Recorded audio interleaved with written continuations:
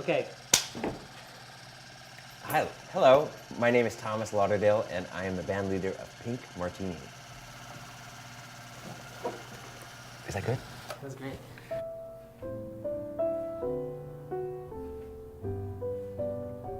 I mean, the idea is to play and perform beautiful songs, and to inspire people, and to comfort them, and to help them fall in love, or help them go through a divorce, or have a baby, or vacuum. The idea that you could be a really conservative person and love the band, and also be completely raving liberal. You could be old or tiny. You could be a dog. You can be any number of things. There are very few intergenerational activities in our country. People don't gather around the piano and sing anymore. I mean, these are the sort of like tragedies of modern America. When I was a child, growing up in Indiana, there was always, I loved going to sleep in the same room as my brothers and sister, listening to my parents who were entertaining their friends downstairs, and the sort of sound of raucous laughter would drift up. It was very comforting and calming, and made me feel very safe and good. And I think that in some ways the band is an extension of that idea of creating sort of safe spaces for people to blossom and feel safe and cozy and be inspired to do their thing when they wake up in the morning. A world designed for you and me. When we recorded the first album, I don't think there was never even any discussion about let's take it to a label and see if they'll buy it. I just sort of inherently knew that well, first of all, probably nobody would buy it. No label would have really picked it up. And second of all, I didn't really want to hand over something that I loved so much to somebody else to make a marketing decision. So we released it on a label named after my dog, Heinz. The first album was really simple because nobody was paying attention, including the band. Like I could just work quietly by myself with the technician and kind of craft it and just do it. So nobody really took it, I mean, people took it seriously. The band members took it seriously, China took it seriously, but not that, I mean, it wasn't like, this is it, we've got to get it right. It was just, it was relaxed and fun. But then it was successful. Suddenly there was an expectation that we were going to write all the songs on our second album, and that it would be as good as the first, which is really, it's hard to compete with Ravel's Bolero, Que Sera Sera by Jay Livingston and Ray Evans, and Amato Mio by Doris Fisher and Alan Roberts. And if you're trying to write 12 songs, each which are different and jewels, the first album it presents 500 years of songwriting from all around the world. I'm from Portland, Oregon. At the time I was 31 when I started working on the second album, mostly a classical pianist. So it was a bit of a stretch and a lot of pressure. The way through it was to collaborate with different people, friends that I've met through the years, Alba Clementi, who speaks Italian, or my friend Patrick Abbey, who's a painter, on a song about a tomato, which, he loves those Life magazines from the 50s and 60s, and we found this advertisement for Hunt's ketchup in a 1964 issue of Life magazine. It says, hang on little tomato, stay on the vine till you're fat and juicy, then we'll pluck you and boil you in secret bubbling spices and turn you into ketchup. And so it's hopeful and sinister simultaneously. And both of us really found that to be really funny. I mostly write with China Forbes. Both of us grew up studying different languages, and she's so good at language.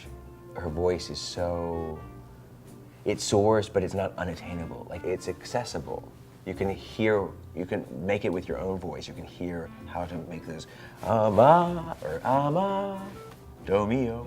And then the next album, the third one, I was really determined to show that I could do it in a short amount of time. So we raced through it and released it in a couple of years. And now we're in the midst of the fourth album, which is actually, it feels more like the first in a way, because I love it. I love everything that we've done so far. And it's organically fun, and I love it, and I can tell that it's going to be good.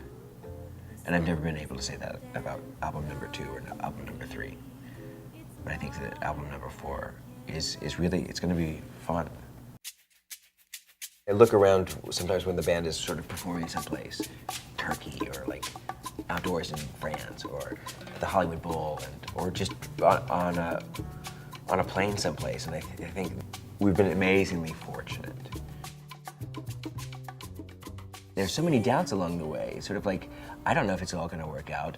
I'm just kind of going with what I want from day to day and what I'm hoping for. And like, I never had a thought ever, this could be an international superstar band. That's not anything I ever thought about. And that's a good thing that I didn't think about any of that stuff, because it would have been too distracting, and then I would have been positioning things too much. And I feel like that what's made really the band work is to kind of just do whatever is in front of it. You do it sort of like in steps, and you like work and fail and rework it, and then fail again, and then rework it, and hopefully something works at some point. It's partially luck. It's sort of like the right set of circumstances and the right people who encourage you have to be kind of around. You gotta have a posse, really. And with the posse, then like, you know, it's just better. More people to talk to. And when something great happens, like, you know, it's great to be able to share it with other people. And that's the advantage of being in a band which is so large versus if there were 3 of us. That'd be sadder.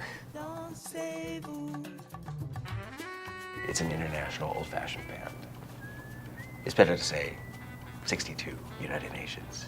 More romantic, right? In terms of reaching people who don't necessarily know they want to go out or weren't aware that they should go out, one has to go to them. At various times, depending on what kind of mood I'm in or what the political climate is, the band still remains political.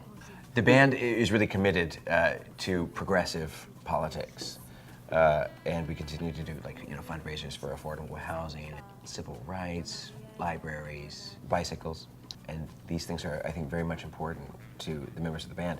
And when we would travel, especially during the Bush administration, I felt like it was a really great thing to be present as an American band, singing songs in Arabic, singing songs in French, singing songs in Turkish, Greek. I think there was a period of time in American pop music where certain singers did sing a lot in different languages, Connie Francis probably being the best example of that. Certainly, the concept of learning yet another language has dissipated, I think. And for me, growing up in a multicultural household, and then also just realizing that the world is big and wonderful, and there's all this great music in different languages. That's another thing that I've learned about the band is that, or about life, is that all of those things that are sort of like interconnected, it is all interconnected. And so it doesn't surprise me when I'm sort of like in a random place, in the random part of the world, and go down the street and suddenly turn the corner and there's somebody that I know. I mean, it's just sort of the world. I think the world is really amazing that way, or can be, especially if you're open to it. Then I think about sort of all the streets that I didn't go down and wonder if I should have gone down those, because there were more. But I think, that happens a lot. And it's just a good reminder to be out on the street and participating in the world.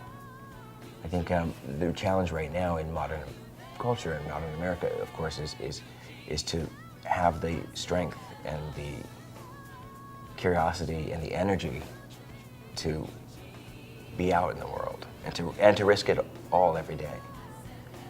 I mean, it's kind of a cliche, but then again, like, what is there to lose? Does any of this ring a bell?